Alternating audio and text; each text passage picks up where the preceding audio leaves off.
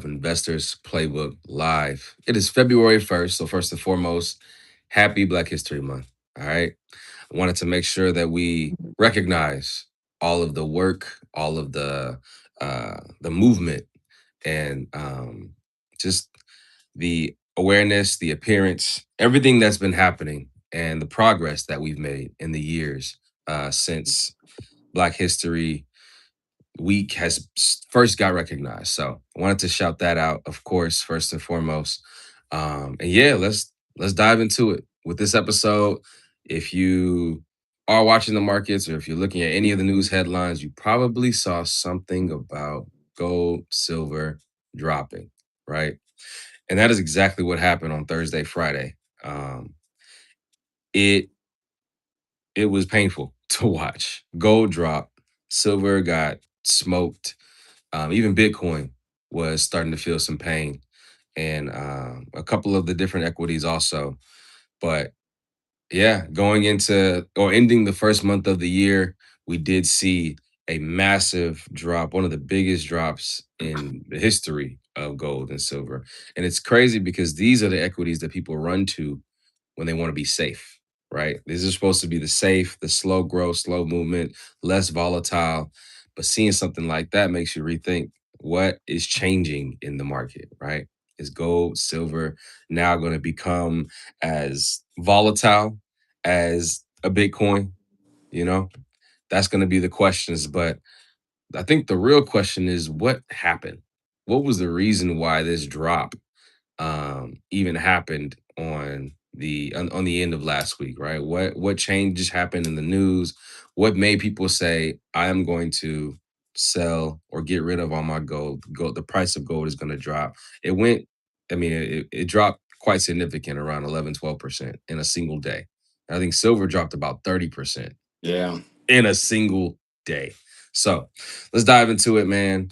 Cornell, um, talk about it, man. What do you think about what just happened, man? I think that I think that this was a heavy hit to the stock market because the S&P 500 also reacted negatively. I'm trying to figure out like, okay, the announcement of this strengthened the US dollar. Currencies like gold and silver and Bitcoin have plummeted. So it's kind of hard to see what's about to happen next. And Mhm. with uncertainty, I think that markets don't react well to that. So I know before this was suspected to be a great year for investments. Yeah. But as this year and the end of last year uh has just been going through it doesn't seem like we're going in the right direction. So man, it's really hard to see what's happening next. It's like get never let them know your next move because it's every week. It's like there's new crazy news. It's not even like mild news.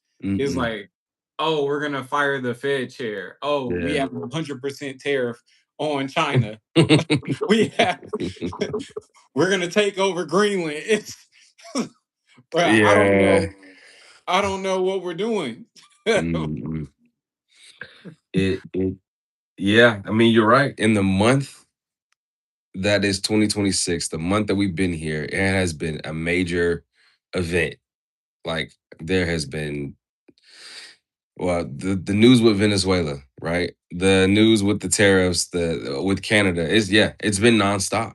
Literally every single week. I mean, if not more than once a week, it's been massive news. And the reaction, I think, is what's crazy. How people react to the news and not even the it's the upcoming news that people are also reacting to, right? Like what's going to happen, which is very normal for the stock market and for equities and for investors. They react to news that is said to um will be happening in the future. So that I think was a part of what happened on Friday is what will happen come, a couple months from now. And the reason why gold, silver, Bitcoin was treated the way it was treated at the end of last week. But Yeah, just for context, right? Gold doesn't normally move like that at all. Like it's just gold is supposed to be boring. It's supposed to be slow.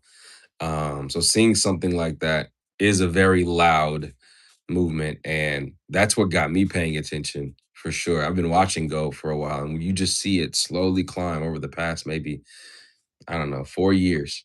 It's just been slowly climbing, and once it hit that $5,000 mark or that 5,000 point mark, and then something happened when it hit 5,600. It literally could not stop falling.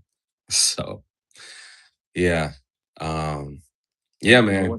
what's crazy is gold, yeah, it's supposed to be born over the past 5 years. Gold is up 170%. I'm Still, saying, after yeah, the 12% drop, it's up 170%. yeah, This is outperforming like some of the best stocks in the S&P 500. hmm, yeah.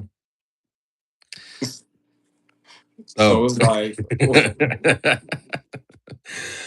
so the question is, come Monday, will gold continue its fall, or will it do some rebound? What's going to happen once all of the dust settles? Because because Friday was a crazy move, right? Everyone knows it. Is it going to feel more pain come Monday? That's the question. And if it does, what would be the reason? Was this just the initial reaction? Was this just a over correction, right? And gold is going to continue its climb up. Silver is going to continue its climb up because silver dropped 30%. That is about 30%. That is crazy in a yeah, day. in a day. That's crazy. And this is also why you don't chase gains because Mm, gold and silver like commodities, they've been on a tear, right? So imagine like you're seeing these increases. You're like, man, I want some of this. So you're buying these things at all-time highs, and they just do this sharp turn. And that's usually how yeah, they get you. And that's why you never buy anything at all-time highs. yeah. You never know when it's going to pull back. It will pull back. It's not going to be at all time high forever, right? It's Right. going to come back down. You got to find an entry that makes sense. So, yeah. But what about Bitcoin though, man? That one. Bitcoin, man, the all-time high of Bitcoin was like 127, Oh yeah, 127,000. Bitcoin is now at 77,000. Bitcoin has almost been cut in half, to be honest. it has almost been cut in half.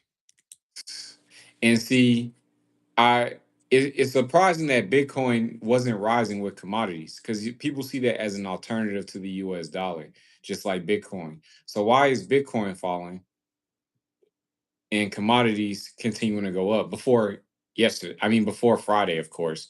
Yeah. But that's something to think about. But do I still believe in Bitcoin? Yeah, I do. And I feel like this is the best time to accumulate Bitcoin on these downturns. Because Hmm. I remember I kept seeing this cycle with Bitcoin where it will ramp up and then it'll have a crash, ramp up, have a crash. And then it was one year I just got tired of it and I started buying Bitcoin even through the crash.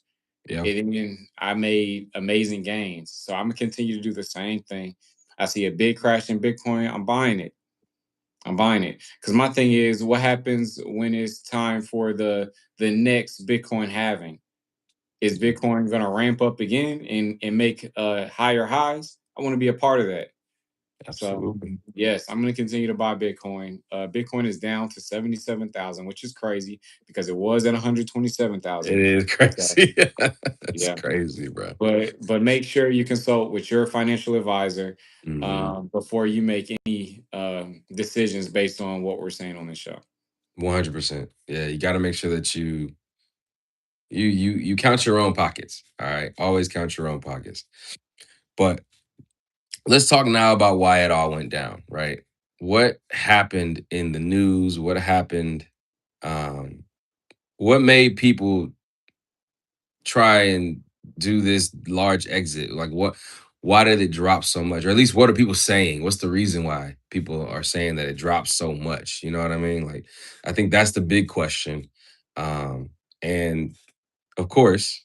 We know that it has something to do with the president and him announcing the nominee for the new Fed chair. So if if you are tracking the news, this is Jerome Powell's last year or last few months as Fed chair. And once his term ends in April,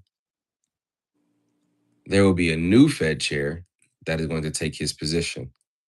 And that nominee, Kevin Warsh, is the reason why a lot of people are saying on the news is that his policies, his thoughts, his ideas are hawkish, and it puts trust in the Fed's ability to stay independent. It puts trust in the strength of the dollar, which made that big shift happen on Friday. They're like, "Oh, we ain't got no worries. This is our boy right here. He's good. He is going to make sure that we are taken care of. We don't need to worry about the strength of the dollar. So let's take some of the money out of gold and silver." That's what people are speculating happened. What do you think, Cornell? Uh, yeah, I think that it's exactly what you said, and people are Hmm. saying a lot of things when it comes to water. So I kind of just want to like go through some of the bullet points of Yeah. what I, from the research. So basically, he was a former Fed governor during the 2008 financial crisis. So they feel like he's not new to this. He understands like how to move in these times, and they think that this will be beneficial to our current, you know, downfalls. He understands Wall Street and the markets and how his rate changes will affect um, play a factor in all of these. They say he's more inflation focused, so he's less likely to let inflation run hot for too long, and he's seen as credible for investors. So I think that that's why people think that this is good for the U.S. dollar and why the U.S. dollar became stronger, and people Hmm. got rid of a lot of commodities. But you know, I'm still really interested in how the commodities are gonna continue to run. But yeah, all the cons per se are basically what you stated Yeah. earlier. I want to make a correction too. I said April is the end of Jerome Powell's term. It's actually May 15th to be exact. So quick correction there. It his term ends in May. Uh, And my bad. no, go ahead. I do have a question though. Do you feel like Trump, with him nominating this person, do you feel like he will be kind of like a puppet to the president, or do you feel like he'll actually come in with his own data and his own decisions based on the data as he should? That was actually gonna be the next thing I said, bro. I don't think that Donald Trump did this knowing who Kevin Warsh is. I'm sure he like talked to his advisors and he probably had conversations with Kevin Warsh. I don't know, but I don't imagine that Trump did this without some agenda, right? I don't think that he played his hand and is not going to get his way. I'll put it like that. Yeah. I, yeah, I think that it's still going to be um, Trump leading with the heavy hand and essentially getting what he is looking to get out of this situation. He's very vocal about how he wants um, the connection to the Federal Reserve to be with the government. He doesn't want that to be a disconnect. He doesn't want them to be acting outside of the realm of the US government. So he wants to reel them in there. He wants to decrease inflation. He's mentioned all these things. So I don't imagine that he doesn't have some agenda, right? Despite what everyone is saying online about this gentleman being hawkish and um, pushing for higher interest rates. We're gonna see, right? Come May. but I just can't imagine that Trump did that without some major plan. Right, right. Yeah, it's He doesn't like seem like the type. he's like, ha ha ha, you fell for my trap. Now I'm gonna, you Yeah, know what I yeah. mean? He Yeah, he doesn't seem like the type. So I just wonder like what type of conversation happened before the night because of course he spoke with Kevin before the nomination. So I wonder what that conversation was like and what prompted Trump to say, "Hey, okay, we want this guy." exactly, exactly. Like Yeah. what happened? Maybe promises had to have been made on both sides. I imagine, right? I don't know, but yeah, it's gonna be an interesting next few months because that doesn't happen until May. So it's like as we get closer to Jerome Powell's term ending, how will the market react? Who are going to be the other nominees? Are there multiple nominees that happen when it comes to the Fed chair? Is the president the only one that can nominate someone? You know? I feel like is anyone going to trump the Ha president? ha. That was a good one. You feel me? Because it's Yeah. like, man, like the way he's been leading, it's like, hey, do as I say, Yeah. or be punished. Or else.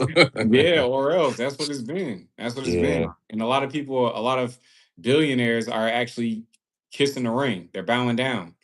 You know Hmm. what I'm saying? Like even with like big names like Mark Zuckerberg Yeah. and just these big companies, like even with the DEI rollouts, like everyone has been doing as Trump says. They're allowing him to do whatever he wants. So it's just like, Yeah. Yeah. It's gonna be interesting, man. And I feel you. I don't know if someone is going to put a different name in the ring. I don't imagine. I don't know. But I think what has to happen is the nominee has to go through either the Senate and get passed in that way. I think that's kind of how it has to happen, if I'm not mistaken. The president nominates and then the Senate approves or disapproves. So even if it's not another person, I think they still have to agree as a body that they want this person to be the next Fed chair. But even with that, it's like all these conversations have probably had happened already. You know what I mean? yeah. Yeah. Yeah. So yeah. In other news, I don't know if you've seen that the government is partially shut down. That's part of Oh yeah. last week as well. Yeah. The stuff from last year is creeping back up. The way they're painting it is crazy. Cause like Oh yeah. now you don't just see the government shut down because they couldn't come to an agreement. It's saying the Democrats denied the It's the same thing that they did last year, man. Like the they kept saying a phrase.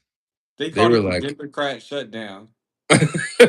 That's what they call I'm it. saying last year they kept using a specific word, like a specific phrase when they were saying we want the bill plain or plain simple. I forgot what the word was, but the Republicans were using the same verbiage every time they spoke. It was like clean. I think that's what it was. That was the word that they kept using was we're trying to push a clean bill. You just kept hearing clean, clean, clean, and clean meaning we don't want Democrats to touch it. Like it's just what it is. And like you're right, the narrative that comes out a lot of times is different on both sides. The Republicans are saying Democrats want, before it was Democrats wanted to give money to undocumented um undocumented people in the US. And then the Democrats were saying that the Republicans want to take away healthcare. So it's like what is true? Are both true? Are neither true? Are people just not being able to agree? But yeah, this same thing. But the crazy thing is, I feel like Republicans kind of control the media Oh currently. yeah. So I'm Cause seeing a lot, even the White House page, like it's all Democrats' fault. That's all I've yeah, been seeing on my side.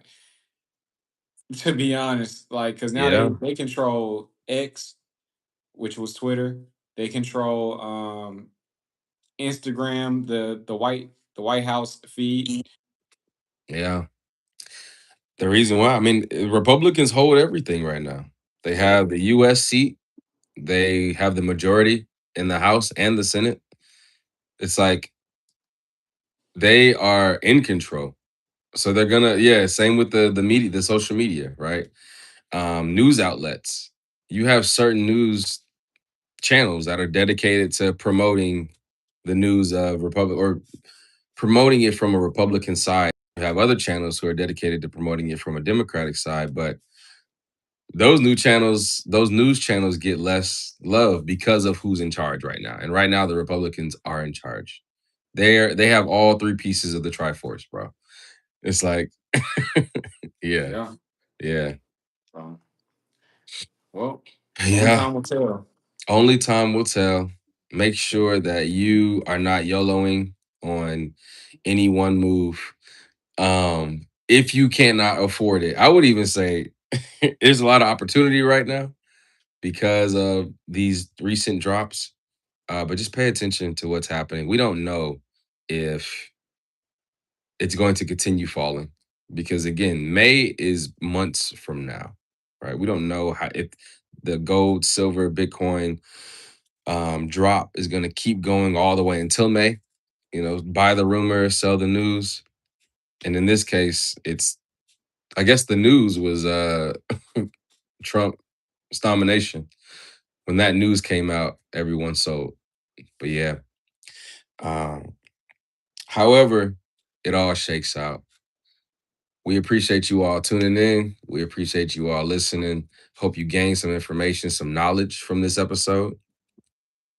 Um, yeah, just make sure that you are getting off the sidelines. If you are pausing, if you are sitting around waiting for the right opportunity, you can invest small, right? You don't have to put a whole bunch of money on these volatile markets like gold and silver and Bitcoin right now. It's crazy that I'm saying gold, silver, volatile. Those are supposed to be the safe ones, but right now that's not the case.